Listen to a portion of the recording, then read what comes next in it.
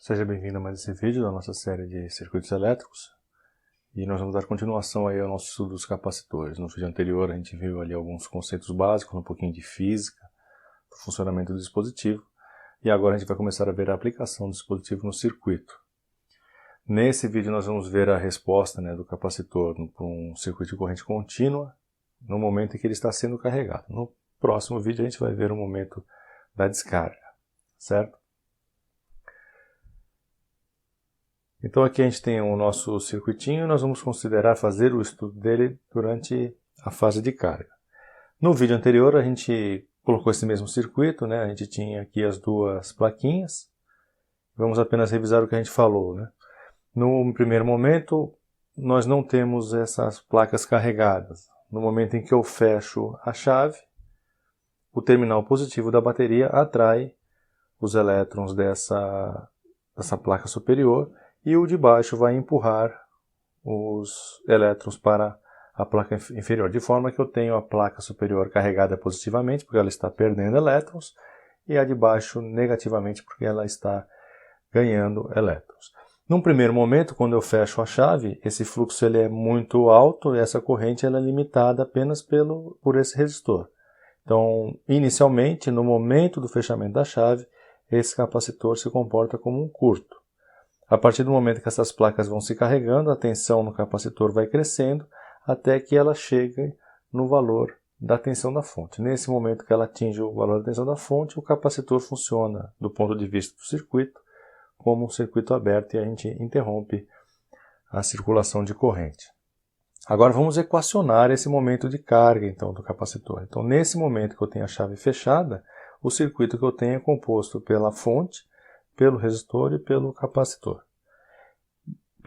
Nós vamos aplicar a lei de Kirchhoff e vamos equacionar essa situação aí da carga. Então nós sabemos que no resistor a lei de Ohm é resistência vezes a corrente, e no capacitor nós vimos no vídeo passado é a carga dividido pela capacitância. Também sabemos que a corrente é a taxa de variação da carga com o tempo. A aplicação da lei de Kirchhoff nesse looping aqui, nós vamos ter que a tensão do resistor mais a tensão do capacitor é igual à tensão da fonte. Tensão do resistor é resistência vezes a corrente, mais a tensão do capacitor, que é a carga pela capacitância, é igual à tensão da fonte. Vou substituir aqui na corrente essa derivada. Então, fico com R dQ dt mais Q sobre C igual a E. Dividimos essa equação inteira por R. Então, esse R aqui ele é cancelado, eu fico com dq dt, Q sobre RC, E sobre R. Essa grandeza RC ela é particularmente importante, ela recebe o nome de constante de tempo. Nós vamos chamar de τ, constante de tempo. Τ é igual a RC. Se você fizer uma análise dimensional aqui com esse produto, você vai verificar que a unidade desse τ é segundo. Então, por isso recebe o nome aí de constante de tempo. E ela depende aí dos elementos do circuito, certo? Evidentemente, se eu variar os valores, eu vou variar a constante de tempo. A gente já vai ver a importância disso aí já já. Então, vamos chamar o RC de τ. Eu fico com dq dt, Q sobre τ igual a E sobre R. Isso aqui está me dando, então, uma equação diferencial que nós vamos resolver. Agora nós vamos ver um método de resolver essa equação diferencial, Eu vou colocar lá na nossa playlist de matemática um método de resolução de equações diferenciais. Então se inscreva no canal aí para que você não perca. Então vamos resolver a equação diferencial utilizando o fator integrante. É um método de resolução de equações diferenciais. Então o fator integrante, para esse nosso caso, ele vai ficar E integral de dt sobre tal. Isso aqui é a fórmula do fator integrante. Lá no método de resolução da equação diferencial existe uma fórmula para esse fator integrante. Aplicando essa fórmula eu tenho isso aqui. E elevado à integral de dt sobre tal. Resolve essa integralzinha do expoente, a gente fica com E igual a t sobre tal. O que a gente faz com esse fator integrante? Esse fator é o fator que nós vamos multiplicar a equação inteira. Então, essa equação diferencial que eu achei aqui embaixo, eu vou multiplicar ela inteira, os dois lados da equação, por esse fator integrante. Então, eu fico com E elevado a t sobre tal, dq dt, mais e t sobre tal, q sobre tal, igual a e t sobre tal, e vezes r. Se você lembrar lá das regras de derivada, essa parcela aqui é justamente a derivada de um produto. Lá das regras de derivação, a derivada de um produto, derivada de x vezes y, é x vezes y' mais x' y. Então isso aqui é a derivada de um produto. É a derivada de um produto entre q e e elevado a t sobre tal. Certo? Se eu fizer essa derivada, eu obtenho isso que está aqui. Então, eu vou fazer o caminho inverso com isso aqui. Eu obtenho a derivada de q e elevado a t sobre tal, igual ao que ficou do lado de lá. Agora é só fazer a integral, integrar os dois lados da equação. A integral de uma derivada é o próprio, aqui, né, o próprio membro aqui. Fico com q e t sobre tal.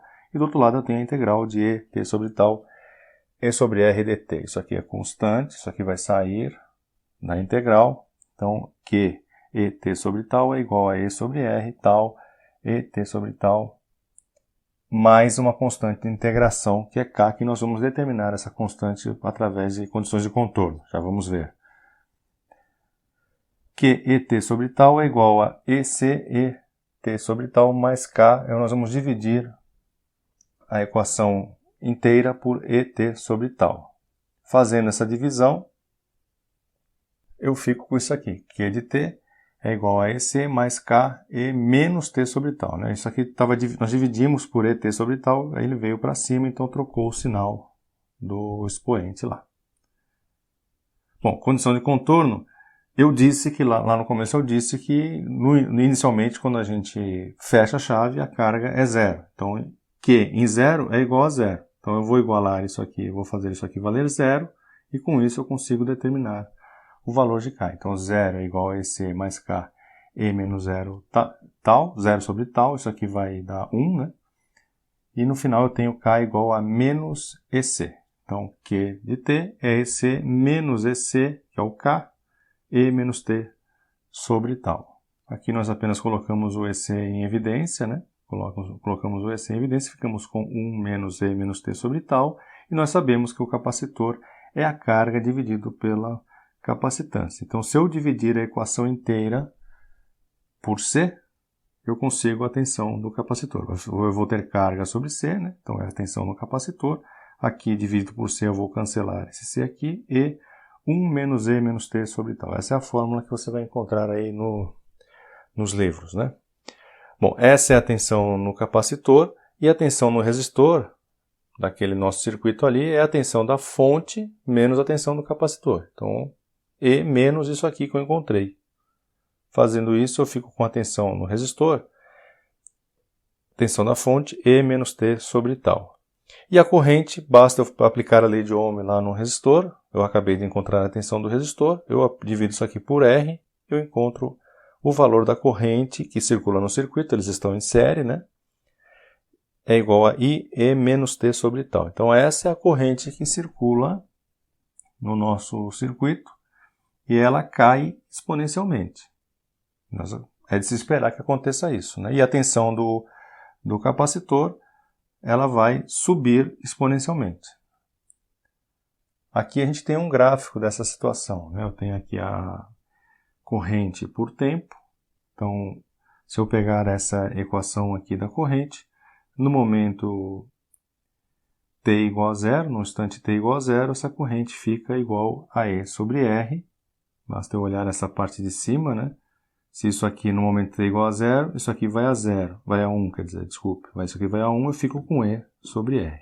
Então, essa é a corrente no instante t igual a zero. E dali para frente ela vai cair exponencialmente. A mesma coisa se eu pegar essa equação do capacitor, no instante t igual a zero, eu tenho a tensão zero, porque aqui vai dar E elevado a zero, vai dar 1, 1 menos 1 dá zero, multiplicado por E vai me dar zero. Então eu tenho no instante t igual a zero a tensão E, e dali para frente ela começa a subir exponencialmente, certo? Até que eu atinja esse gráfico aqui.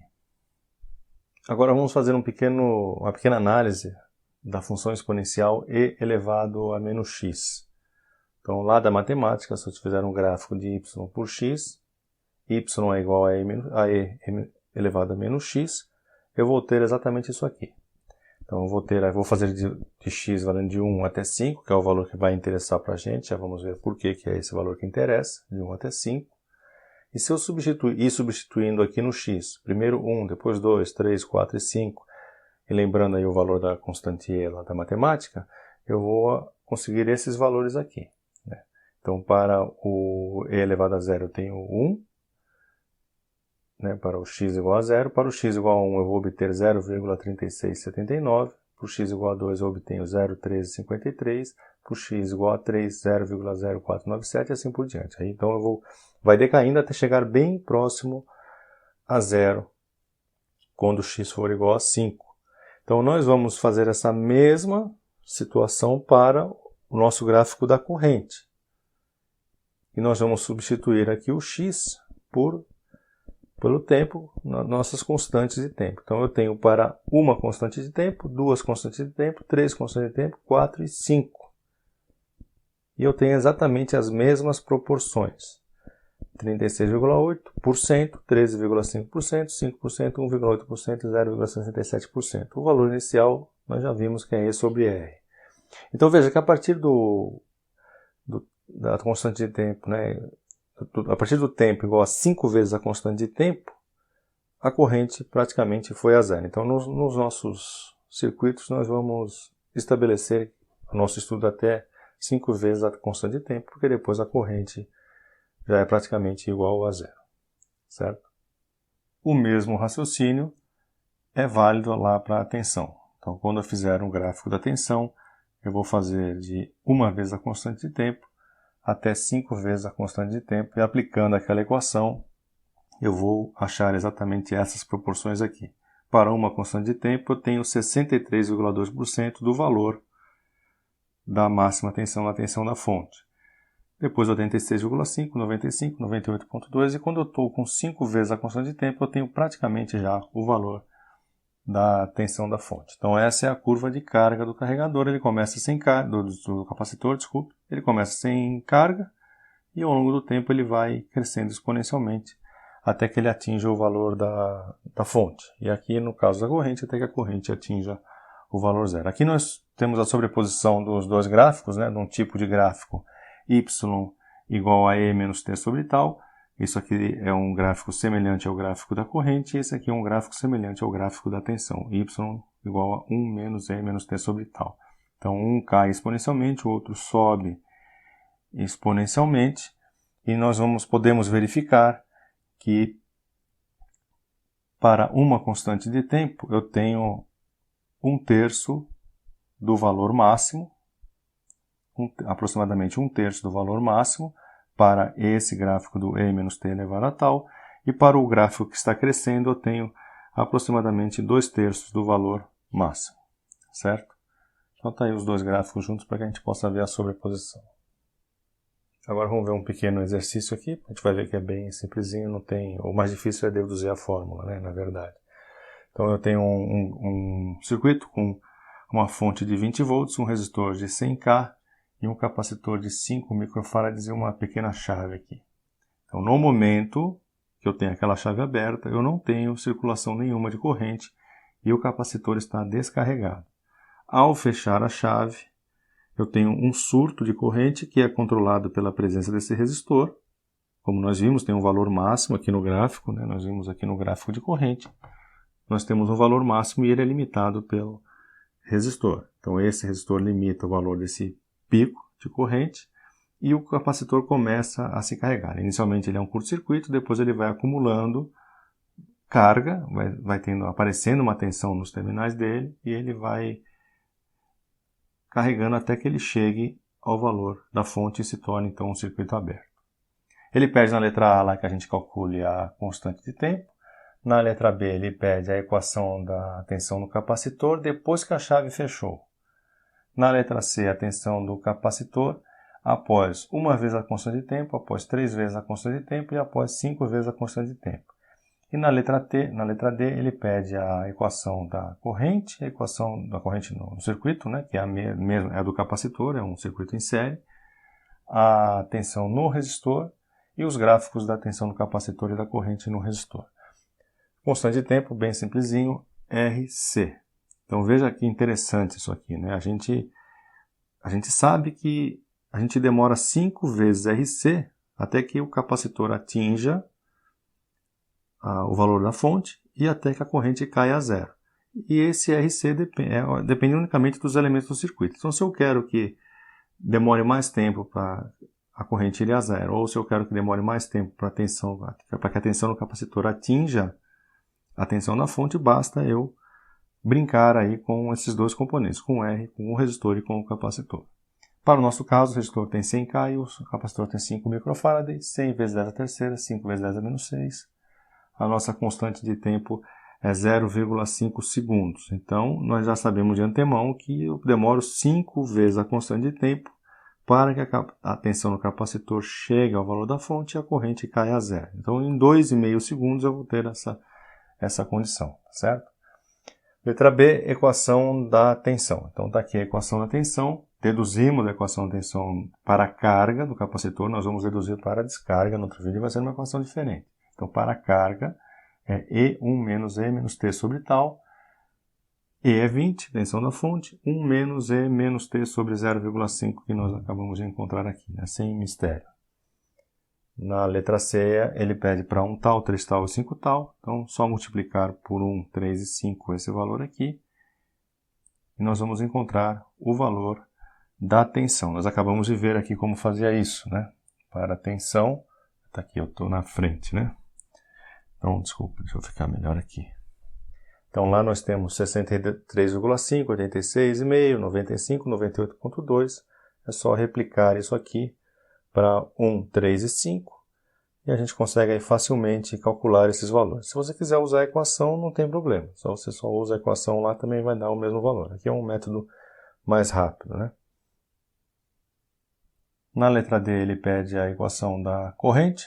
Então, nós sabemos lá como calcular isso, né? É E sobre R, E menos T sobre tal. Então, o E é 20, o R é 100K. Nós encontramos lá 0,2 vezes 10 a menos 3, menos T sobre 0,5. E elevado a menos T sobre 0,5. Tensão no resistor, apenas aí aplicamos a lei de Ohm, né? E nós também já sabemos que a tensão no resistor do quadro anterior é E, tensão da fonte, E menos T sobre tal. É só aplicar a fórmula. Nós temos aí a equação da tensão no resistor. E o gráfico, nós já sabemos, né? A tensão do capacitor ele sobe exponencialmente, de forma que no 5 tal, que é 2,5 segundos, eu vou ter a fonte praticamente igual, a tensão do capacitor, desculpe, praticamente igual à tensão da fonte. E a corrente, ao contrário, eu tenho um valor máximo em T igual a zero, né? Basta colocar zero aqui, isso aqui vai a 1, e eu fico com 0,2 mA. Então a máxima corrente é 0,2 mA, e lá no 5 tal, 2,5 segundos, eu vou ter a corrente lá praticamente no zero, certo? No próximo vídeo a gente volta então com a parte da descarga do capacitor. Espero que tenha ficado claro e eu vejo você no próximo vídeo.